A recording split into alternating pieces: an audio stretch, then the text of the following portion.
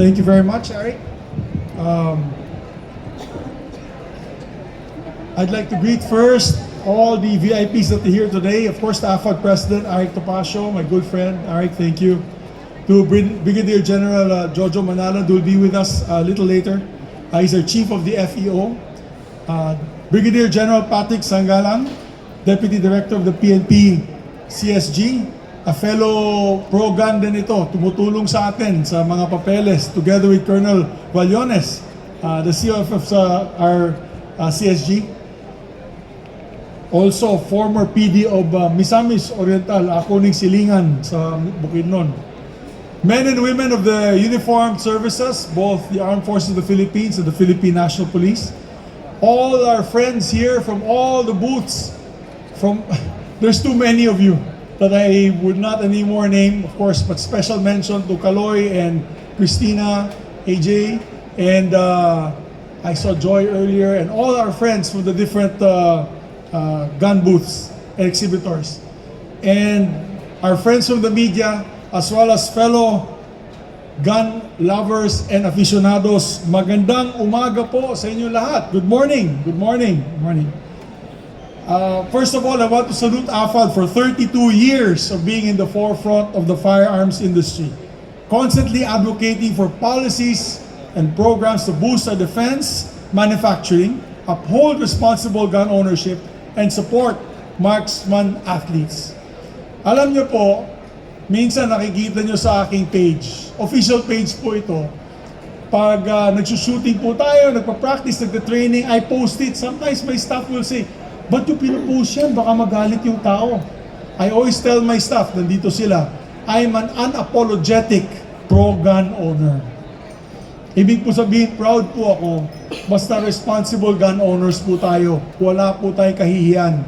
We just are, I'd say, kasi sportsmen din tayo. So we are also part of sports. We are sports shooters as well as self-defense aficionados. You know, last May, I sponsored the Zubiri Cup for precision rifle shooting, PRS, together with Colonel Cabunok and Johnny Garcia. We held one in Camp O'Donnell in Capas, Tarlac. Was very successful, and believe it or not, 80% na sumama dyan at sumali dyan ay members of the SAF, Special Action Force, and our special operating units of the Armed Forces of the Philippines. So maganda po ito na yun, fast-growing sport ito. Alam ko, kilala po tayo sa buong mundo bilang speed shooters, champion shooters. You have Bro Texon, you have so many other shooters, no, that are bringing our name all over the world. But there's also a fast-growing sport for us, general, na medyo 50 years old and above. Hindi na natin po kayang tumakbo-takbo, go under the barricade and start shooting, speed shooting. It's the precision rifle shooting, and I'd like to thank the PNP for being open-minded in allowing us to be able to bring in precision rifles. Palakpakan po natin. Ayusin daw nila yung memorandum para makapagpasok din tayo na bolt action precision rifle shooting competition guns. So, I'm here to promote responsible gun ownership. Sa lahat ng post ko, I always end by saying, be a responsible gun owner. And that is the only way to be able to secure our gun-loving legacy in this country. Kasi kung pabaya po tayo at nagkaletse-letse na at hindi na po tayo responsible gun owners, baka mawala sa atin yung pribileyo. Remember, it's a privilege. Unlike the US Constitution, they have the Second Amendment. It is the right to bear arms. Sa atin po, pribileyo ito. So we have to promote responsible gun ownership at all times. In the last few decades, as a congressman, representing the 3rd District of Bukidnon, and as a senator since I started in 2007, we have promoted laws for responsible gun ownership. In 2022, marami sa inyo natuwa sa bill ko. Ako po yung principal author nito at nagpasimuno nito, yung pag-extend ng inyong firearms license from 1 year to 10 years. Diba? Dati every year, sa permit to carry every year, sa license every 2 years. Ang hirap. Ginawa po natin 10 years para hindi na po kayo kailangan pabalik-balik. Kasi sabi ko, hindi naman, there's no difference, bayad lang. In other words, kung gusto lang naman ng PNP ng income, bayaran natin times 10. Di ba? 1 year, 2 years, gawin mo times 5 kasi 10 years na. Pumayag naman po sila at nagpapasalamat din po ako sa PNP. Now, I'm advocating Senate Bill number 155 or an act. Ito, maganda to. Makinig po kayo, mga responsible gun owners. Alam nyo, naumpisan po ito nung nagkaroon ng isang malaking rally sa Metro Manila that turned violent. This was just last year or early this year. May isang watchmaker, ano siya, senior citizen na watchmaker na may maliit na booth kung saan nakatira po yung kanyang pamilya. Nung nagkaroon ng rioting, pinasukan yung booth niya at nagnanakawan ang kanyang mga gamit. At may isa pa nga, nakita sa video, may dalang pamalo at papaluin yung tatay na pumipigil sa kanila at pinoprotektahan ang kanyang pamilya. Napalabas po niya yung kanyang isang parang screwdriver at kasi napalo po siya, he defended himself, nasaksak niya yung isang rioter at unfortunately, namatay nga po yung rioter na yun. Pero that fellow who defended his family, meron siyang 10 years old, mga bata, ay hanggang ngayon ay nakakulong pa rin. Hindi tama po yan. As responsible gun owners, why do we have our firearms? Is to defend and protect ourselves from illegal acts. Kaya meron po akong final na bill. Ito po ang Senate Bill number 1555, an act strengthening the definition of self-defense. Ito po yung self-defense law. Ano po yan? Pag pinasukan ka po sa iyong tahanan, akyat bahay, may dalang panaksak o baril, you have the right to defend yourself, your family, and your property. In the United States, ang tawag po dyan, castle law. That is the castle law. Lalo na sa Texas, Montana, pag pumasok ka sa loob ng bahay without even any question or provocation, you can be shot in the US. Dito, hindi naman ganun. We just have the right to defend ourselves. And I think, the PNP kasi, they're also, nag-iingat po sila. Kasi under the law, under the revised penal code, pag dinipensahan mo po yung sarili nyo sa inyong tahanan, you still have to prove that it is self-defense. Ikukulong po kayo. Eh kung magaling kayo, mayaman, at marami kayong abogado, pwede kayong lumusot. Pero paano yung responsible gun owner, middle class? He could be a public servant, he could be a person working in a bank, and he defended himself from an akyat bahay member or sindikato, nabaril niya po yan, defending his family. He should have the right to be able to defend himself at hindi automatic kulong ang mangyayari sa kanya. Diba? So yan ang gagawin po natin. Okay ba sa inyo yan? Mga kapatid, yan ang, ito po ay karapatan na depensa natin ang ating sarili sa sarili nating bahay, sasakyan, and place of business. Mayroon tayong karapatan, depensahan ng ating sarili. And so that is what we're pushing for, and I'm working with Senator Kiko kasi siya chairman ng Committee on Justice on how we can fine-tune this measure.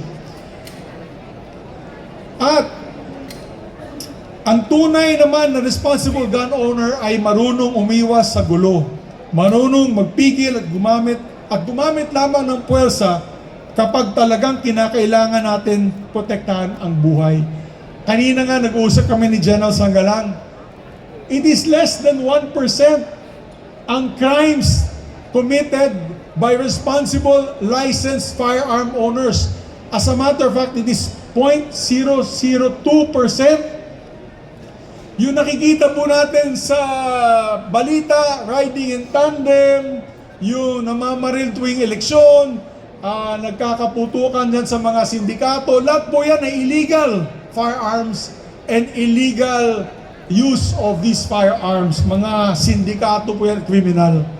Kaya, sabi ko kay General, alam mo General, bilang isang responsible firearms owner, natatakot po kami gumawa ng krimen o magkakamali. Dahil automatic ayon sa ating batas, makokonpiska ang inyong mga baril at ayaw naman natin po makonpiska yung ating mga baril. That's why we are responsible gun owners. More responsible than many people think we are. And so, we filed again a bill, or we refiled our bill on the firearms law. Unfortunately, last year, na-veto po yun. Yung bill na yun, Eric was there, Martin, my dear friend Tuason, was always with us lobbying. All of you were lobbying for amendments to the firearms law. Pero, in-address na po natin yung veto message ng Pangulo. So, ginawa po natin, vinifile po natin yan, at na-address po yung mga concerns ng ating PNP and the concerns ng Defense Department on questions of the firearms law. But we still included more exemptions on the requirements for threat assessment certificate. So, alam mo, minsan, napakahirap kumuha ng threat assessment certificate. So, liberalize po natin yan. The other is, and we added here, basta kasama po kayo sa allied health professionals, incumbent and former elected officials, reservists, chief security officers, and retired general, magugustuhan mo ito. Kasi, maski na po retired na kayo, hindi po special treatment yung PNP. Ngayon, under this amendments to the law, pag retired PNP personnel ka, retired military, wala na po kailangan hindi na po kailangan ng threat assessment.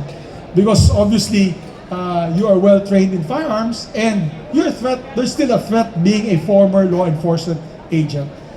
And then, pinapatas din po natin yung firearms and ammunition carry ninyo.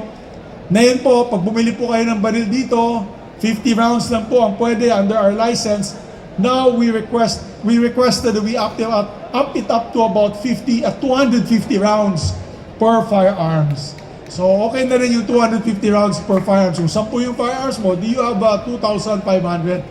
And 2,500 rounds for licensed sports shooters. Bakit po? Kasi dyan, pag kayo ay shooter at kayo po ay mahilig din sa shooting, pag pumunta po kayo sa range, hindi naman po kayo magdadala ng 50 rounds. Yung 50 rounds, wala pang 5 minuto, ubus na po yun.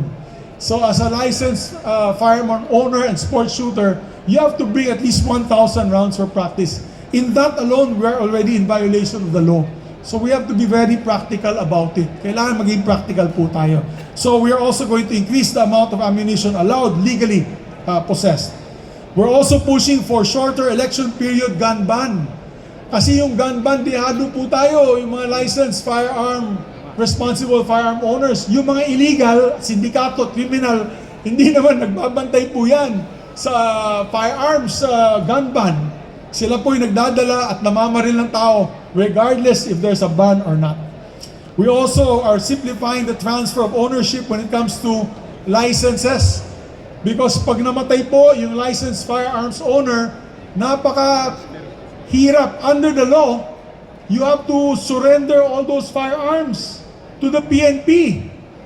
For example, kung namatay ka at hindi nyo po nagawa ng paraan na matransfer, walang advance deed of sale sa kamag-anak mo, ano yan? Confiscated po yan. Balik po sa PNP yan. Under this law, when a firearm owner dies or becomes legally incapacitated, madali lang po i-transfer sa next of kin sa inyong kamag-anak o inyong designated owner. Okay ba po ba yan, mga kapatid? Di ba? Kasi ano yan that is an asset. Asset po yan. Parang bahay nyo. Pag namatay kayo, pupunta sa asawa mo o sa anak mo. That is an asset, so we treat it like an asset. And then also, we put another 1-year amnesty to register or renew firearms licenses. Alam ko marami po sa mga taga-probinsya dito, medyo remiss sa pag-renew ng inyong licenses at na oplan katok sa bahay na ninyo. You have now, under this proposed law, 1 year of amnesty to be able to renew your firearms licenses. So, We also put amendments that are focused on the defense industry to make it easier, slashing the red tape for all those that are here, from Arms Corps to Top Gun to Trust Trade to Tactical Corner, yes, and all the other companies that are here. It will make it easier and boost our self-reliance by pushing for the self-reliant defense posture. That is another speech that I have to make that will take a long time. Kasi under the Self-Reliance Defense Posture Act na pinasa po natin, ako po yung principal author and sponsor nun, we're still lagging behind in the approvals of this and the promotion of this law. Now, under the Senate Bill number 1897, we'll hopefully be able to pass it this year. I will ask personally, Eric, I will ask personally Senator Ping Lacson, who I know is very strict when it comes to gun ownership, but I will ask him personally if I can create a subcommittee to sponsor the bill myself para ma-defend ko siya sa plenaryo. Kayo na bahala sa House of Representatives para maipasa na po natin itong bill natin. But we will always be guided by caution and temperance. We'll always prioritize the safety of the public, General. We'll always prioritize the safety of the public, especially during this time of national concern and gun violence. Alam nyo po, marami pong sa mga anti-gun, they see us as a threat to society. But little do they know that we are also a deterrence. Remember that the Philippines was colonized 3 times. During the Spanish era, during the American era, and during the Japanese occupation. And in these 3 tumultuous times of our history, many Filipinos sacrificed their lives. Ang dala po nila itak, bolo, kampilan, panipaglaban ang ating freedom, ang ating soberenya. And as responsible gun owners with almost 1 million Filipinos holding guns responsibly, trained in defending their homes, one day, hindi po natin alam, with the tensions around our areas and around our vicinities, around our neighboring countries, we may be called once again to defend our country. Ako po, I'm a reservist. I'm a lieutenant colonel in the Army Reserves. And when need be, if I have to open my gun collection to fellow reservists and fellow patriots who have to defend God and country, we will do it. We need to do it for our families, for our country. Kaya deterrence po yan. Maraming bansa ngayon na very strict ang gun laws. Napakadali. Pasukan. Europe now, in many countries in Europe, I want to let you know this, they're already doing conscription. Yung katabi ng Ukraine and Russia, many countries, Germany again is doing 1-year training for their young adults, conscription. Mandatory yung military training. Na yun lang nila nag-umpisa niyan. Ang Switzerland, which we thought for a long time is a gunless society, mali po. Switzerland has the highest number of gun ownership in Europe. Almost every family there owns a licensed firearm and they're ready to defend themselves. Kaya lahat po dito nagbibili ng baril ay magagamit nyo po, General. Pagdating ng kaguluhan, we can organize them to help defend their territories. Tama ba po yan, mga kapatid? Mga kababayan, are we willing to risk our lives as responsible gun owners for God and country? Amen. At that is my number 1 case in point pag nasa Senado po ako and I defend being a responsible gun owner.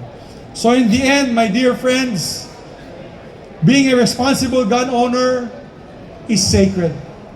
Yung nangyari mga gun violence na yon, and I will address this as our new law that we're amending, is not caused by responsible gun owners. With due respect, General, yung shooting na nangyari po sa Tacloban, ni isang responsible gun owner ang may kasalanan yan.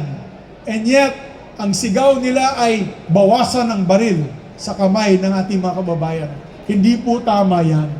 Kasi, with due respect, one of the firearms, the Glock, was actually a PNP issued firearm. And according to the lady officer, nakalock naman po siya. But under our law, it has to be a gun safe. Kaya yung nagbebenta ng mga safe dito, magbenta na kayong marami. Dahil talagang kailangan secured ang firearms nyo. Kasi ayon sa ating batas, pag ang baril natin ay nakuha po sa atin forcibly at ginamit po sa illegal activity, damay po tayo. So we have to make sure that we secure our firearms. But for the record, hindi po kasalanan ng licensed firearm owners itong pangyayaring ito. However, in the law general, we will increase, ang plano ko, will amend it to increase the penalties on the misuse of licensed firearm owners by being used for illegal activities. So gagawin po natin yan. So we must be responsible at all times. Gun owners must also be held to account. They did not pull the trigger, but negligence paved the way for tragedy to transpire. So kailangan ayusin natin yan. We need to share the responsibility to cultivate a safe environment for every Filipino, where guns are not used for violence and harm, but for defense, protection, and sport shooting. And to close this speech, I want to end by dedicating today and this show to my dear friend, dedicated firearms advocate, and fellow brother in arms, Martin Tuason. Palakpakan po natin si Martin Tuason of Arms Corps. Namatay po siya noong November in a massive heart attack. And I would like to dedicate my speech here today because he fought hard. Ipinaglaban po niya ang karapatan natin to own and possess firearms. Sila ni Arik at mga kasama ng AFAD doon ang nakikipag-away sa mga congressmen at senador pag may tumututol sa ating karapatan to defend ourselves at pribileho na magkaroon ng firearms and equipment. So I dedicate my speech to all those who fought for this privilege, especially to my dear friend and brother, Martin Tuason. May you continue to defend us in the gates of heaven, holding a 50 caliber Barrett, looking for the devil and the evil that will come against us. With you, I dedicate my speech. God bless you, my dear friend and brother. And to all of you, mabuhay po tayong lahat at mabuhay ang firearms industry. Maraming salamat po.